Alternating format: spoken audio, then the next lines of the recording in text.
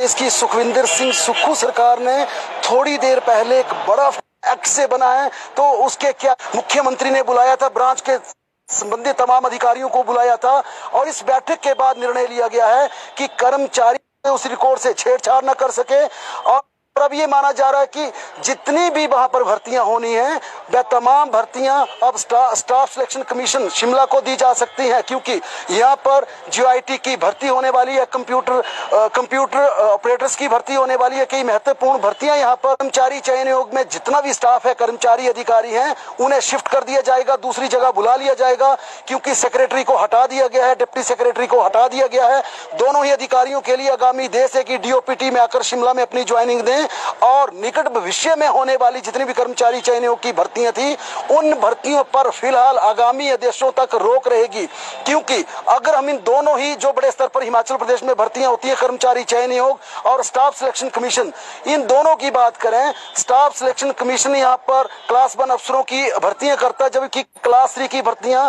कर्मचारी चयन आयोग को सौंपी गई है। इसलिए अब जितनी भी भर्तियां हमीरपुर कर्मचारी चयन आयोग कर रहा था, उन्हें अगर स्टाफ सिलेक्शन कमीशन शिमला को यहाँ पर शिफ्ट करना है तो इसके लिए संवैधानिक प्रक्रिया को देखा जा रहा है, क्योंकि बने दोनों ही संवैधानिक प्रक्रिया से हैं। खासकर अगर स्टाफ सिलेक्शन कमीशन की बात करें तो पूरी तरह ऑटोनोमस बॉडी है, पूरी तरह से कॉन्स्टिट्यूशनल इंस्टीट्यूट है। लेकिन अगर हमीरपुर कर्मचारी चयन आयोग की बात करें, ये सरकार से एक्ट से बनाया गया है, सरकार की पर पूरी तरह से नियंत्रण है। यही वजह से है कि अब इसकी फंक्शनिंग पर सरकार ने रोक लगा दी है और इसकी भर्तियां स्टाफ सिलेक्शन कमीशन से पब्लिक सर्विस कमीशन शिमला को शिफ्ट करने की तैयारी चल रही है और वहां का स्टाफ भी पूरा शिफ्ट कर दिया जाएगा, दूसरे विभागों में भेजा जाएगा।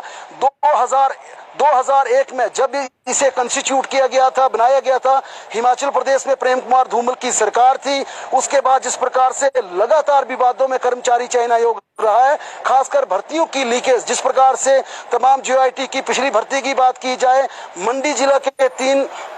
सेंटरों में इसका पेपर लीक हुआ, बावजूद इसके कार्रवाई नहीं हुई। मुख्यमंत्री कार्यालय के कर्मचारी को पेपर दिलाना, अलग से रूम में बैठाना, मामला हाई कोर्ट तक पहुंचा, इसके बावजूद कार्रवाई नहीं हुई। और खासकर जिस प्रकार से सेक्रेटरी वहां पर 4 साल तैनात थे, लगातार ये सवाल उठ रहे थे। कल मुख्यमंत्री ने साफ कहा था कि मैंने सत्ता संभालते ही सबसे पहले विजिलेंस और पुलिस को ये निर्देश दिए है कि एक बार फिर जीआईटी की भर्ती होने वाली है और बड़े स्तर पर हेराफेरी हो सकती है। मैंने अधिकारियों को अलर्ट किया था, अलर्ट मोड पर रखा था, उसके नतीजे सबके सामने हैं। क्योंकि जिस प्रकार से सीक्रेसी ब्रांच की एक वरिष्ठ सहायक उन तमाम पेपर्स को लीक करने के बाद सौदेबाजी कर रही थी, पेपरों को बेच रही थी,